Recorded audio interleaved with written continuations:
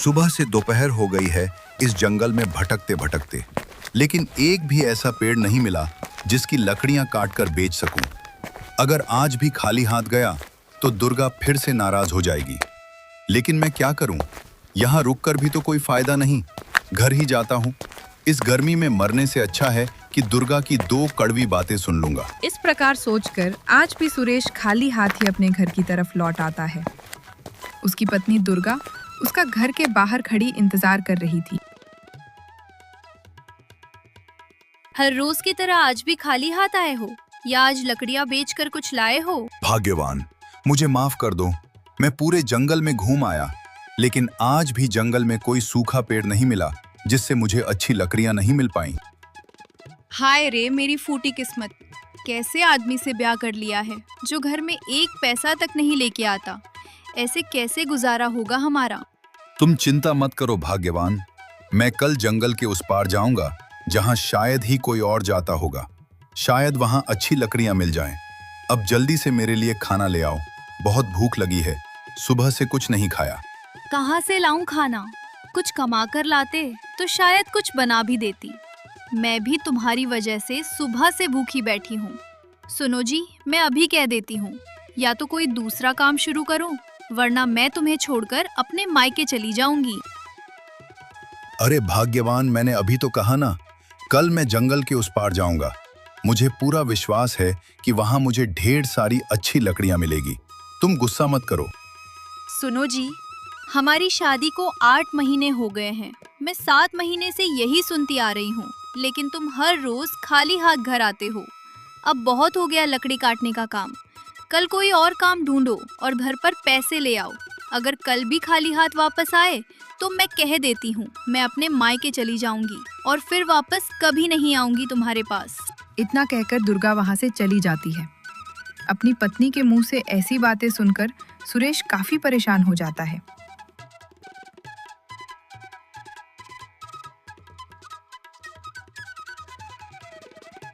अगले दिन सुबह सुरेश अपनी कुल्हाड़ी कंधे पर लिए घर से निकल जाता है और जंगल में जाकर एक वृक्ष के नीचे बैठ जाता है।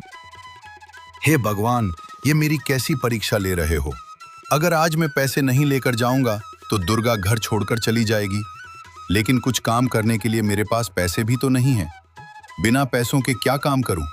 हे भगवान, कुछ तो रास्ता दिखाओ। सुरेश दुखी मन से भगवान को याद कर ही रहा था कि तभी उसकी नजर एक तालाब के किनारे बैठे आदमी पर पड़ी, जो मंत्रमुग्ध होकर बैठा था और ऊपर की ओर देखकर कुछ न कुछ बड़बड़ा रहा था। सुरेश ये देख के उसके पास गया और उससे पूछने लगा, अरे भाई, कौन हो तुम और इस घने जंगल में तालाब के किनारे क्या कर रहे हो? भाई, मेरा नाम झगरू लाल है और मैं यहाँ बैठकर भगवान से कुछ मांग रहा हूँ जो ऊपर बैठा है। मुझे भी बताओ, तुम भगवान से ऐसा क्या मांग रहे हो? शायद मैं तुम्हारी कुछ मदद कर पाऊं। भाई, मैं भगवान से अक्ल और बुद्धि मांग रहा हूँ। झगरू लाल की बात सुनकर सुरेश चौंक पड़ा और बोला, भाई, अक्ल क्यों मांग रहे हो? मैं कुछ समझा नहीं, थोड़ा समझाओगे? अरे भाई, मेरी पत्नी मुझसे कह रही थी कि तुम्हारे अंदर अकल नहीं है, तो मैंने उससे पूछा कि ये अकल कहाँ से मिलेगी। तब उसने कहा, मुझसे क्या पूछते हो, भगवान से जाकर मांगो। मैंने उनसे पूछा, भगवान कहाँ मिलेंगे? तब उसने मुझे बताया, भगवान ऊपर रहते हैं, इसीलिए मैं ऊपर बैठे भगवान से अकल मांग रहा हूं। झगरू लाल की बात सुनकर सुरेश समझ गया कि ये एक मूर्ख आदमी है। ठीक है भाई, मांगो। जब अक्ल मिल जाए तब भगवान का धन्यवाद जरूर कर देना। सुरेश झगरू लाल के पास से चला जाता है और भगवान से प्रार्थना करता है, हे भगवान, अगर आप सुन रहे हो तो मुझे भी कोई रास्ता दिखाओ। मैं ऐसा कौन सा काम शुरू करूं जिसमें मेरा 1 पैसा भी ना लगे। सुरेश मन ही मन सोच ही रहा था कि तभी एकदम से उस मूर्ख आदमी का विचार करते करते सुरेश को एक अजीब सी तरकीब सूझी। वो तुरंत गांव के बाजार में गया और लकड़ी के एक टुकड़े पर बड़े बड़े अक्षरों में लिखवा दिया, बुद्धि की दुकान। तभी सुरेश के पास से एक आदमी गुजर रहा था। जब उसने बुद्धि की दुकान नाम लिखा देखा तो वो सुरेश से पूछने लगा, अरे भाई, क्या बेच रहे हो? अरे भाई, बोर्ड पर लिखा तो है, बुद्धि बेच रहा हूं। अरे भाई, बुद्धि भी कोई बेचने की चीज है क्या? आखिर तुमसे बुद्धि कौन खरीदेगा? क्यों भाई, बुद्धि की जरूरत तो सबको पड़ती है, चाहे वो छोटा बच्चा हो या कोई बड़ा आदमी। अरे बड़े ही मूर्ख आदमी मालूम होते हो तुम। भला बुद्धि भी कोई बेचने की चीज है? देखना भाई, एक दिन सब लोग मुझसे बुद्धि खरीदने आएंगे। फिर वो आदमी वहां से हंसता हुआ चला जाता है। सुरेश अपने काम का पक्का था। उस आदमी के इस मजाक का उस पर बिल्कुल भी असर नहीं हुआ और वो जोर जोर से आवाजें लगाता रहा। बुद्धि ले लो बुद्धि, यहाँ बहुत ही सस्ते दाम में बुद्धि मिलती है। अपनी कोई भी समस्या का निवारक मुझसे बुद्धि खरीद के पाओ। आओ आओ, बुद्धि ले लो। सब लोग सुरेश के पास आते और उसका बहुत मजाक उड़ाते, लेकिन सुरेश उसी आत्मविश्वास के साथ वहां बैठा रहा। उस दिन सुरेश की बिल्कुल भी कमाई नहीं हुई। वो घर चला गया, लेकिन आज वो निराश नहीं था, क्योंकि उसे विश्वास था कि एक ना एक दिन उसकी दुकान जरूर चलेगी और अच्छी कमाई होगी।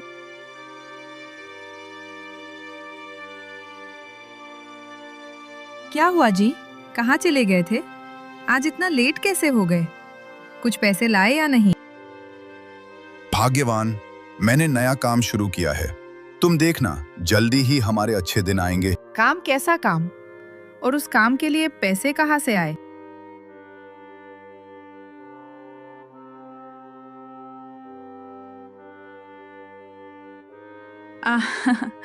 काम तो ऐसे बोल रहे थे जैसे पता नहीं क्या शुरू किया है। क्यों सारे गांव वालों के सामने अपना मजाक बना रहे हो? भाग्यवान, कुछ दिन और इंतजार करो।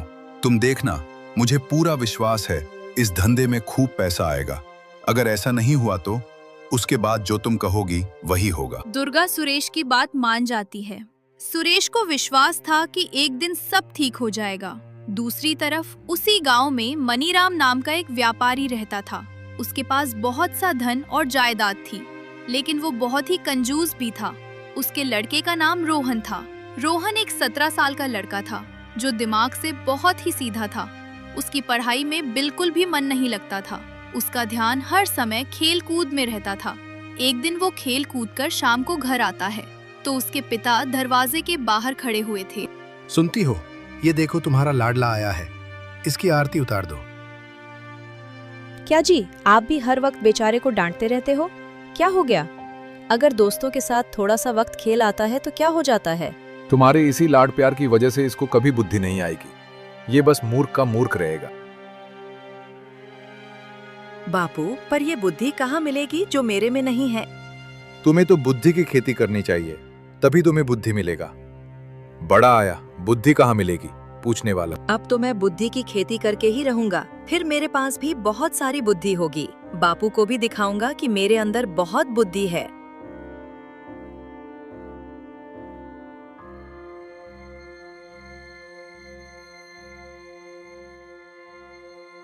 अगली सुबह रोहन अपने घर के बरामदे में मिट्टी खोदने लगा। तभी वहां मनीराम आ जाता है। रोहन को मिट्टी खोदते हुए देखकर मनीराम बोला, अरे ओ बेवकूफ, तू ये क्या कर रहा है? बापू, आपने ही तो कहा था मैं बुद्धि की खेती कर रहा हूँ, तभी आप मुझे बुद्धिमान समझेंगे। हे भगवान, इस नालायक को थोड़ी सी बुद्धि दो। मनीराम गुस्से में घर से निकल जाता है। अब मैं अपने दोस्तों के पास खेलने जाता हूँ। बापू तो बाहर चले गए। उनके आने से पहले मैं घर लौट आऊंगा और मुझे बुद्धि की खेती के लिए बीज भी तो लेकर आने हैं। इतना कहकर रोहन गांव की ओर चला जाता है। वो सुरेश की दुकान के सामने से गुजर रहा था। तभी उसे बुद्धि की दुकान नाम लिखा दिखा। उसे देखकर रोहन सोचने लगा, क्यों ना मैं भी बुद्धि का भाव पूछ लूं। अगर कुछ सस्ती मिलेगी तो मैं अपने लिए ढेर सारी बुद्धि खरीद लूंगा। इतना कहकर रोहन सुरेश के पास गया और पूछने लगा, चाचा, ये बुद्धि कैसे दी? मैं बुद्धि तोल कर नहीं देता। हाँ, तुम जितने का कहोगे उतनी बुद्धि दे दूंगा। मैं कितने की बुद्धि खरीदूं? कहीं मैं महंगी ना खरीदूं और फिर मेरे बापू मुझे खूब डांटेंगे। क्यों ना पहले सिर्फ एक आने की ही खरीदी जाए? अगर बापू ने इसे सस्ता कहा तो मैं और लेकर जाऊंगा। लो चाचा, फिलहाल तो मुझे एक आने की बुद्धि दे दो। अगर आवश्यकता पड़ी तो मैं फिर से ले जाऊंगा। ठीक है, जैसा तुम ठीक समझो। सुरेश ने एक आना अपनी जेब में रखा और फिर रोहन की तरफ एक कागज बढ़ा दिया और बोला, ये लो तुम्हारे एक आने की बुद्धि। रोहन वो कागज लेकर अपने घर की तरफ चल दिया और मन ही मन सोचने लगा। अब तो बापू बहुत खुश हो जाएंगे जब मैं बापू को बताऊंगा कि मैं सिर्फ एक आने में थोड़ी बुद्धि खरीद कर लाया हूँ।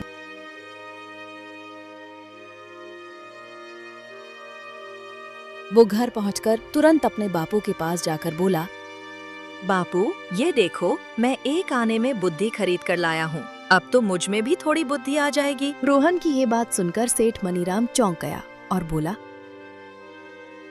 क्या कहा? बुद्धि खरीद कर लाया है? हाँ बापू।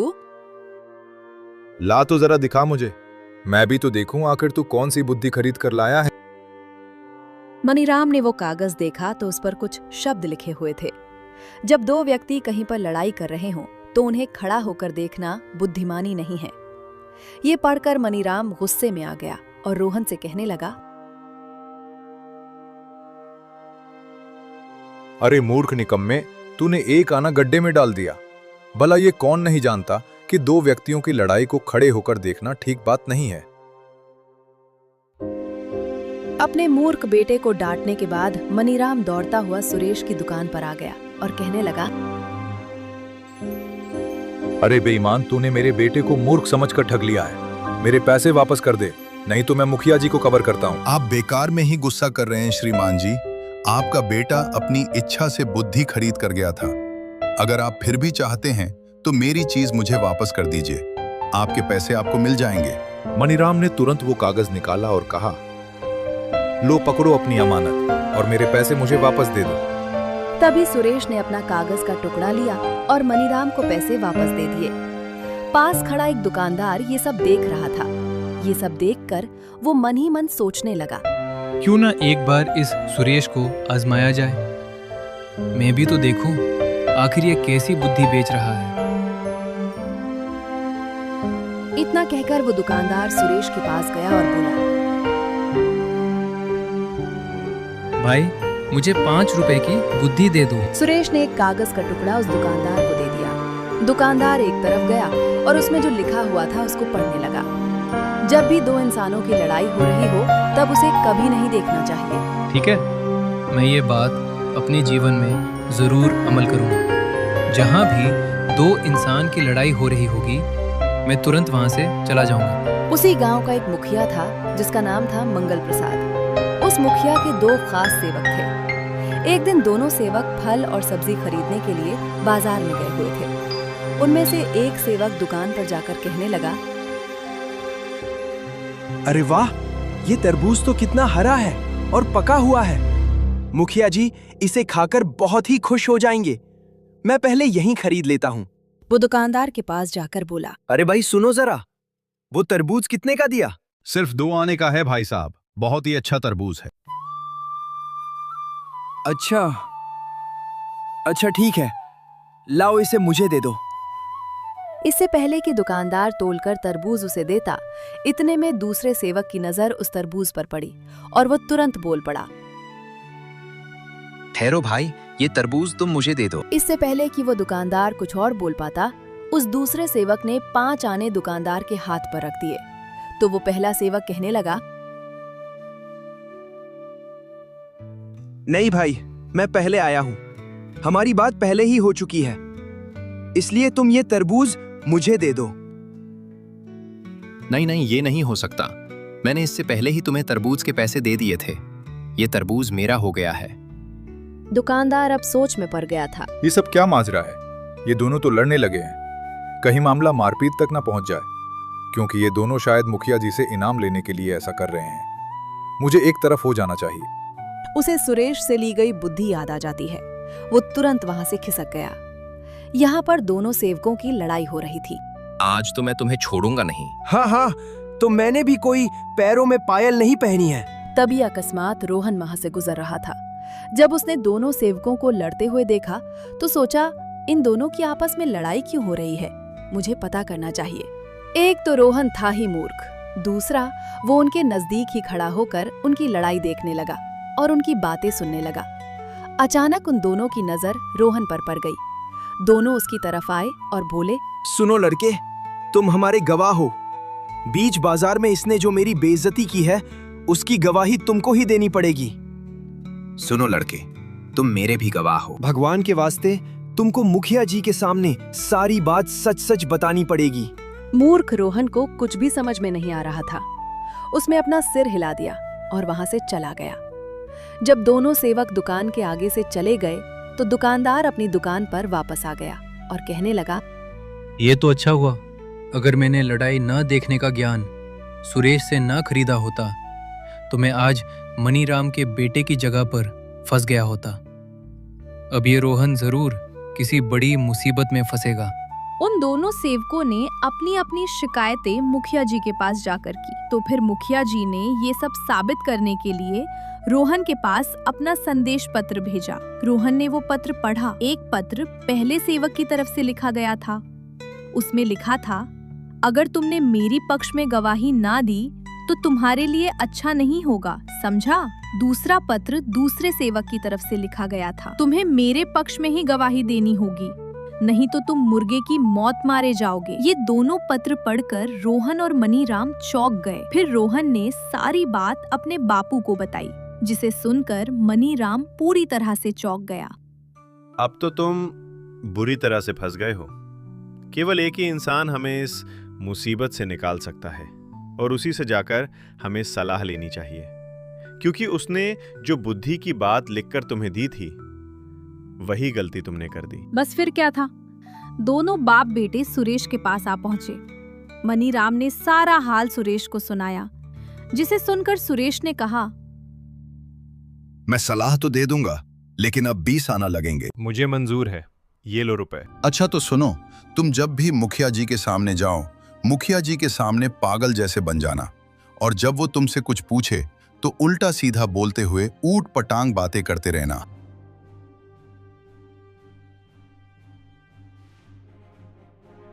रोहन ने सुरेश की बात मान ली और खुशी खुशी अपने घर वापस आ गए। दूसरे दिन रोहन को बुलाया गया। मुखिया जी ने रोहन की तरफ देखते हुए कहा, हाँ तो लड़के, क्या तुम बता सकते हो कि उन दोनों सेवकों के बीच में किस बात को लेकर झगड़ा हुआ था और उनमें से कौन दोषी था? अरे मुखिया जी, ये आप क्या बोल रहे हो?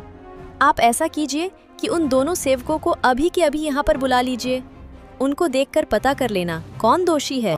इतना कहकर रोहन जोर जोर से हंसने लगा। ये बेतुकी सी बात सुनकर मुखिया जी सोचने लगे, ये तो मुझे कोई पागल मूर्ख लगता है। भला ये क्या गवाही देगा? और रोहन को वहां से भगा दिया गया। इस तरह रोहन एक बार तो बच गया। अब उसके पिता को एक और चिंता सता रही थी। अगर किसी दिन मुखिया जी को सच्चाई का पता लग गया कि उसका बेटा असल में पागल नहीं है, बल्कि जानबूझकर पागल बनने का ढोंग कर रहा था, तो इसका अंजाम बहुत बुरा होगा। क्यों ना इस बारे में भी बुद्धि के व्यापारी से सलाह ले ली जाए। वो दोनों फिर से सुरेश के पास आए और अपने मन की शंका उसे बताई। अब मेरी बात को ध्यान से सुनो। कुछ समय के लिए आप लोग रुक जाइए, इस बात को थोड़ा ठंडा हो जाने दीजिए। फिर किसी दिन मुखिया जी के पास जाकर सब कुछ सच सच बता देना। इस तरह से तुम इस मुसीबत से छुटकारा पालोगे। ठीक है, हम ऐसा ही करेंगे। इतना कहकर दोनों बाप बेटे वहां से चले जाते हैं। अब धीरे धीरे सुरेश का बुद्धि का व्यापार अच्छा चलने लगा था। अब सुरेश की दुकान पर काफी लोग आने लगे थे और उसकी बुद्धि की दुकान काफी मशहूर हो चुकी थी। फिर 1 महीने के बाद एक दिन मौका देखकर मनीराम और रोहन मुखिया जी के पास गए और एक डरते डरते उन्होंने सारी बात मुखिया जी को सच सच बता दी। मुखिया जी खुश होकर कहने लगे, बेटा, मैं तुम्हारी अक्लमंदी से बेहद ही खुश हूँ। सचमुच अगर तुमने उस दिन पागलपन का ढोंग नहीं किया होता तो तुम एक ना एक सेवक के गुस्से का शिकार बन जाते। जाओ, मैंने तुम्हें माफ किया। मुखिया जी, ये सब उस बुद्धि के व्यापारी का कमाल है। उसने ही हमें ऐसा करने को बोला था। बुद्धि का व्यापारी? हम कुछ समझे नहीं। मनीराम ने रोहन के बारे में भी मुखिया जी को सब कुछ बता दिया। मुखिया जी उसकी बातें सुनकर बोले, अच्छा, अगर तुम्हारी कही गई बात सच है तो सचमुच वो आदमी बहुत ही बुद्धिमान है। मैं भी उससे कुछ बुद्धि खरीदूंगा। अब तुम जा सकते हो।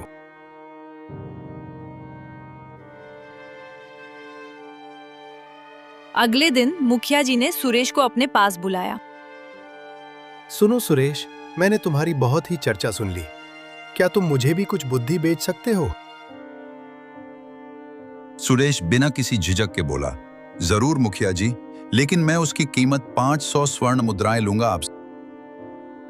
हाँ हाँ, हम 500 मुद्राएं देने के लिए तैयार हैं। तुम बुद्धि की बात बताओ। मुखिया जी ने तुरंत खजांची को बुलाकर सुरेश को 500 स्वर्ण मुद्राएं दे दी।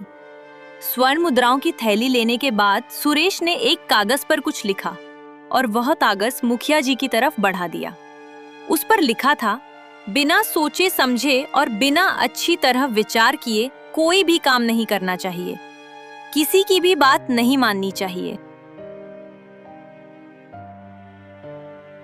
बहुत खूब, मैं तुम्हारी दी गई सलाह से बहुत खुश हूँ।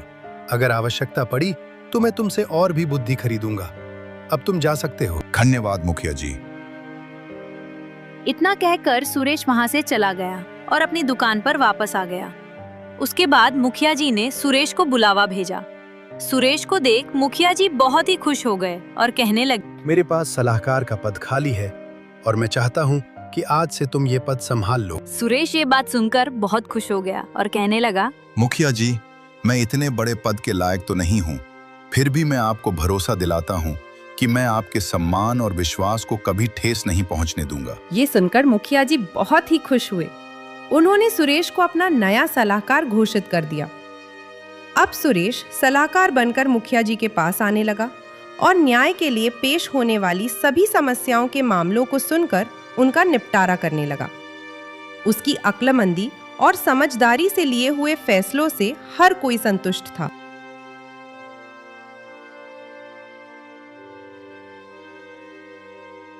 भाग्यवान, अब क्या कहना है तुमको मेरे बुद्धि के व्यापार के बारे में? हाँ जी, आप सही थे। मैंने ही आपके ऊपर विश्वास नहीं किया, मुझे माफ कर दो। सच में मेरे तो भाग्य ही कुल थे जो मुझे आप जैसे बुद्धिमान पति मिले हैं।